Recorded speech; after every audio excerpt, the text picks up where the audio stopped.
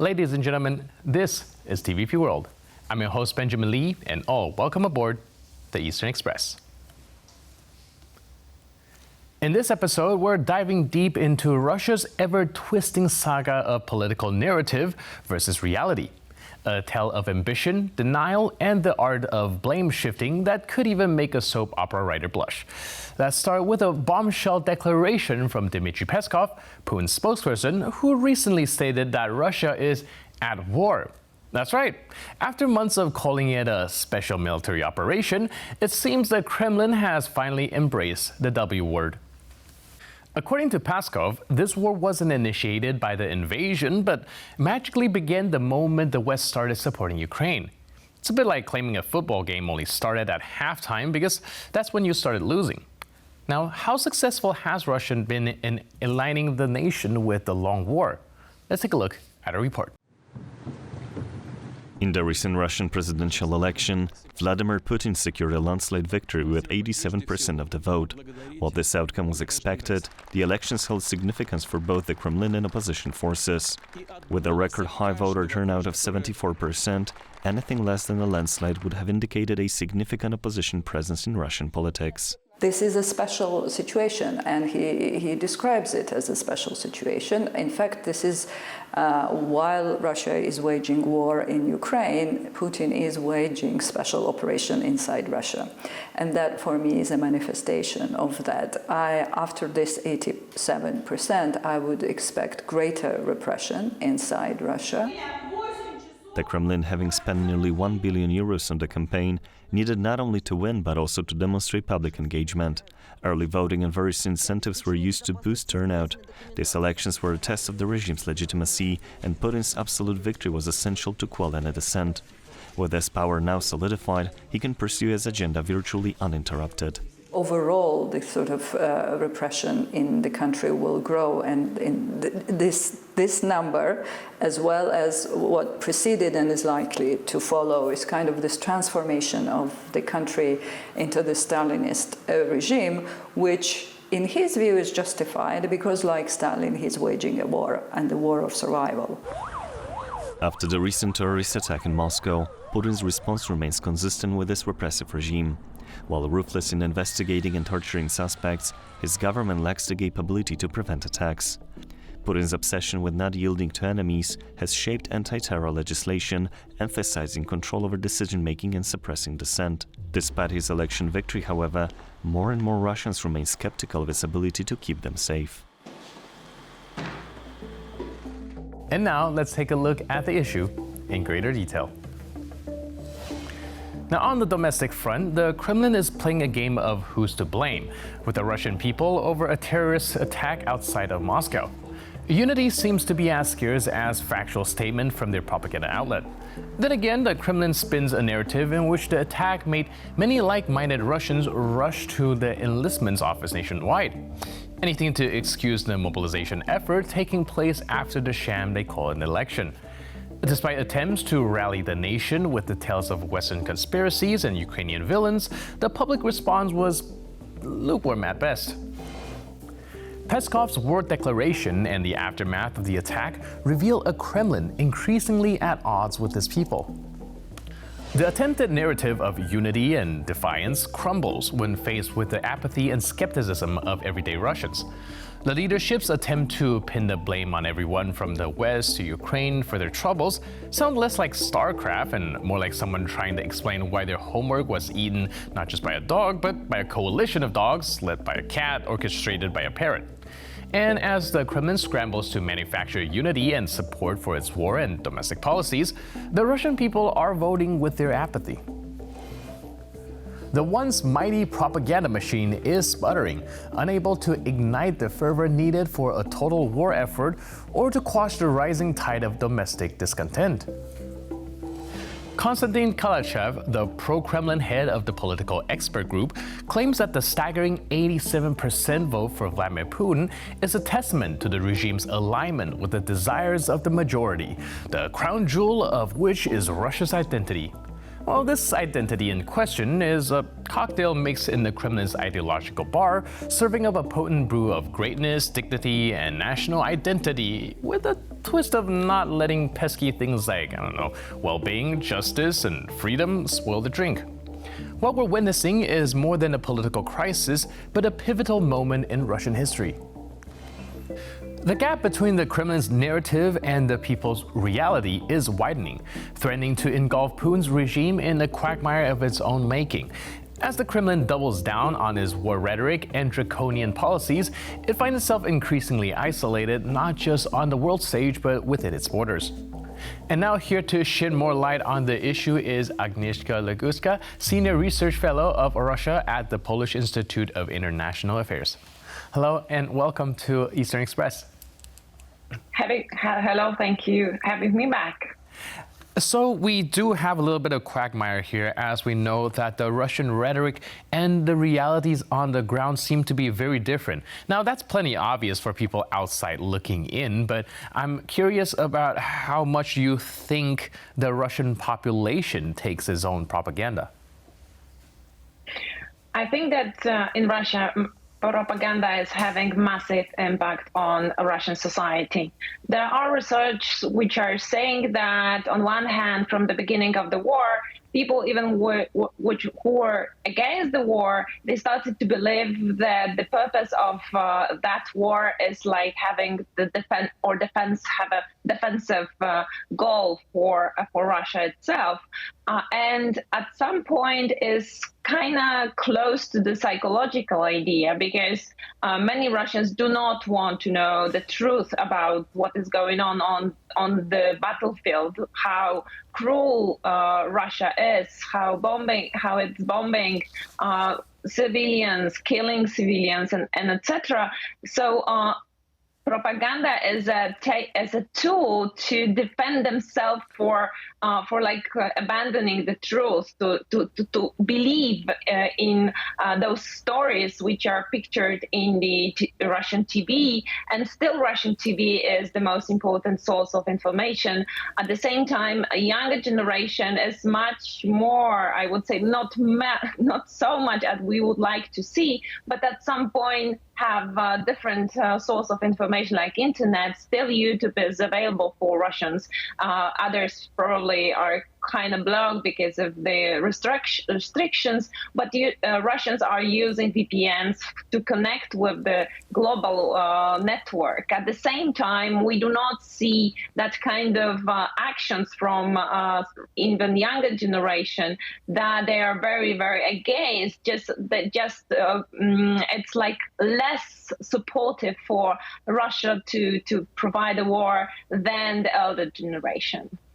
Right, I think you actually brought up a very interesting aspect when it comes to this whole buying into propaganda thing, with the involvement of the psychological aspect and perhaps the defense mechanism of not really wanting to face reality. And I think there is something that is very valid to be concerned about, that maybe we haven't shed enough light upon. However, when it comes to domestic policy, when we look at the Russian election, as they call it, with 78% turnout rate and an 87% approval rating for Vladimir Putin. How about inside Russia? Is there such an explanation in why are people buying into it? Or do you think even the Russians themselves think of this as a sham? I think they do want to preserve some kind of theater of democracy, the element of checking the system, the administration, how loyal administration and other branches of the government or budgets, people are loyal to the leader. And I think that it's maybe difficult to understand for the Westerners that even if we would not take all those manipulation and falsifications which were going on, and including the so-called elections on the occupied territory in Ukraine, nevertheless, Putin is having massive support in Russian society, because due to what we were talking before about propaganda, there is no alternative for Putin in the political landscape. Everything the system is doing is to abandon any kind of other possibilities. That's why that kind of so-called elections was totally controlled and did not provide any other candidate who may at some point even win 3% destroy the image that everyone supports Putin, and which is more important that Russians are supporting for the military adventures of that leader. All right, and I think difficult to understand, here's a very good way to describe it as, again, for us from outside looking in, kind of looking at the whole observed situation. And I'm also wondering how are they reacting to the kind of draconian way that Vladimir Putin is cracking down on dissidents. And of course, we see him jailing political oppositions and political opponents. Won't the Russians themselves think that there's probably something sketchy going on there? Actually, we need to consider Russia as a mafia state in the sense that on the highest level of the elite is the kleptocratic system, which is the most important element of that system is the fear. Fear inside Russia, but even using force or violence and repression or killing people. So the message, for example, to the elite was the killing Yevgeny Prigozhin last autumn, last year, because he was someone who really destroyed the image of Russian elite that it's so supportive for Putin himself and his actions. Other thing was exactly, of course, recent death of Alexei Navalny, and that was a message to those in the Russian society who still are not so familiar with the system and even sometimes even against the war, against the regime. So a fear is a fundament for this kind of rules of Vladimir Putin inside the country, but also outside the country. So the cruelty as we observing in Ukraine and elsewhere, because this is not the first war made by Putin and the whole Russia, that strengthened the position of this mafioso on the top. Right, and recently Russians have started to actually call the war a war instead of a special military operation. So my next question would be, are the Russian populace themselves prepared for what they're describing as a long war with perhaps NATO allies? Or do you think the switch from the special military operation rhetoric to a war rhetoric is too abrupt? You know, I think that officially still it will be named as a special military operation due to internal matters, but also external, because the war is forbidden on the international arena. And that's why in the United Nations, for example, it will be very difficult to show Russia as a really country as an aggressor, because Russia still wants to gain some support from the global south, from Asia, from Middle East, and of course, in China, and that will be very difficult on the global agenda to name it as a war. By inside, it is important to say that Russia is threatened by others, and that's why they are at war, meaning that my kind of encouraging or mobilizing society either to go to the front, either exactly the same thing what they are doing, and means supporting the leader. So and I am observing Russian disinformation and propaganda, and it's usually schizophrenical in the sense that sometimes it's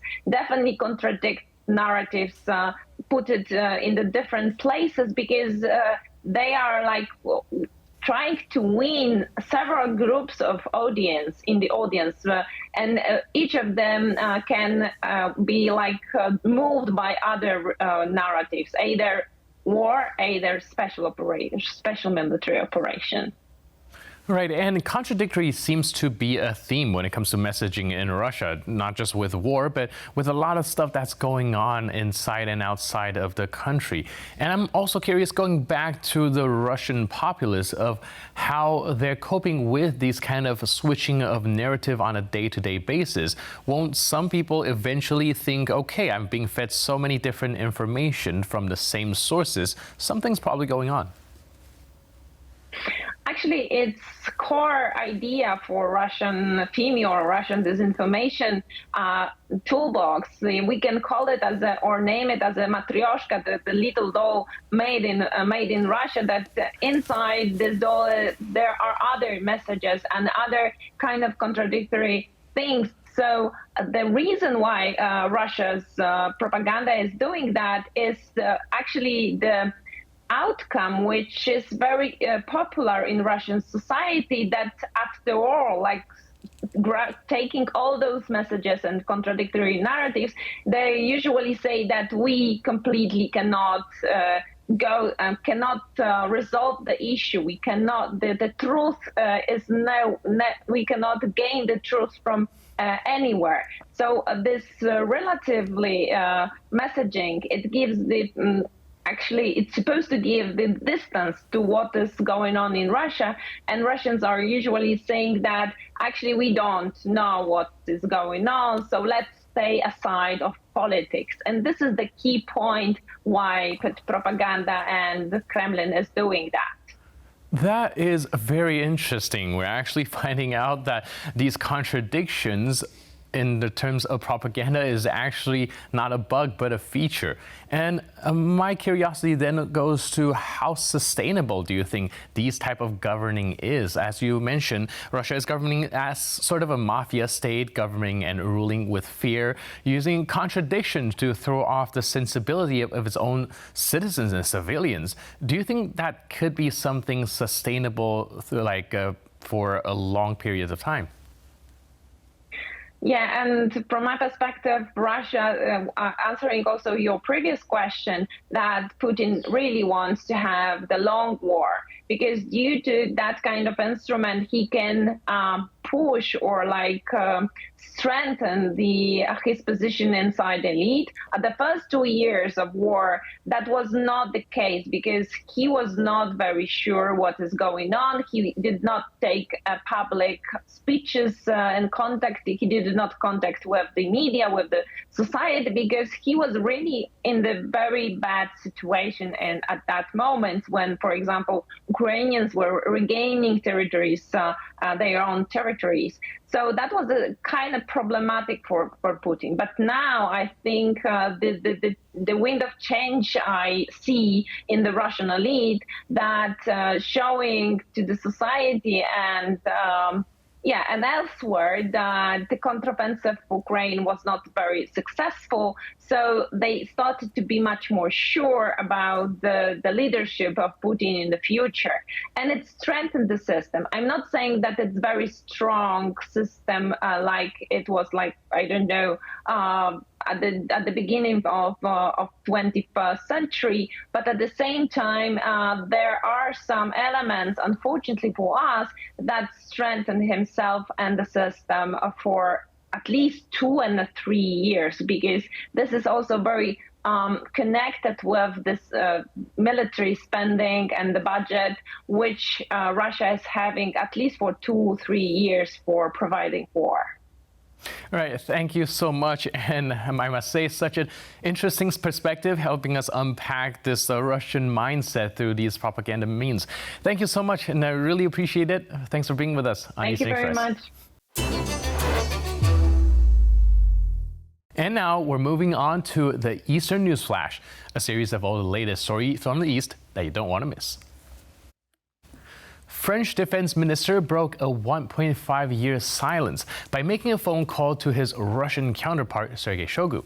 During the call, he emphasized that France had no evidence in linking the Crocus Hall attack to Ukraine and urged Russia to avoid any manipulation of this tragic event.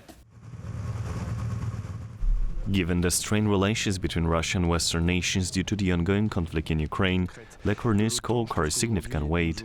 The French defense minister revealed that during the conversation he condemned the March 22nd Crocus Hall shooting, which claimed 144 lives in Moscow. He also expressed solidarity with the victims, but reiterated France's strong stance against Russia's aggressive war in Ukraine. Meanwhile, French President Emmanuel Macron escalated tensions further, saying that Russia would deliberately target the upcoming Paris Olympics. Speaking at the inauguration of a new Olympic Aquatic Centre in Paris, Macron stated he had no doubt whatsoever and hinted at having information confirming potential interference. With Russia's war in Ukraine and Israel's conflict with Hamas, the security and smooth running of the Olympics remain a critical concern. Ukrainian-American Republican Congresswoman Victoria Spartz has raised skepticism regarding the $60 billion Ukrainian aid package, which recently passed in the Senate. While acknowledging the war's significance and the potential implications if Russia prevails, Spartz emphasized the need for proper oversight. She cautioned against perpetuating the never-ending wars. Born in Chernihiv Oblast, Spartz immigrated to the United States in 2000. In 2021, she made history by becoming the first Ukrainian-born member of Congress and has been a staunch supporter of former President Donald Trump. Recently, the Indiana Republican expressed reservations about the Senate's aid package, which includes $60 billion for Ukraine-related spending alongside funds for Israel and Taiwan. The Congresswoman has called for a clearer strategy for President Biden regarding U.S. involvement in the conflict. She also advocates for any aid sent to Ukraine to be structured as a loan, urging the government to pay closer attention to domestic issues. While initially a prominent advocate for Ukraine following the Russian invasion, Spartz has shifted her focus to fiscal responsibility and healthcare transparency. Her recent criticism of Ukrainian President Volodymyr Zelensky drew a rebuke from Kyiv's government, underscoring the delicate balance she navigates in her dual role as a representative of both nations. Amnesty International reports that Iran carried out at least 853 executions in 2023, the highest number in 8 years. More than half were for drug offenses, highlighting the group's concerns about disproportionate impact on disadvantaged communities.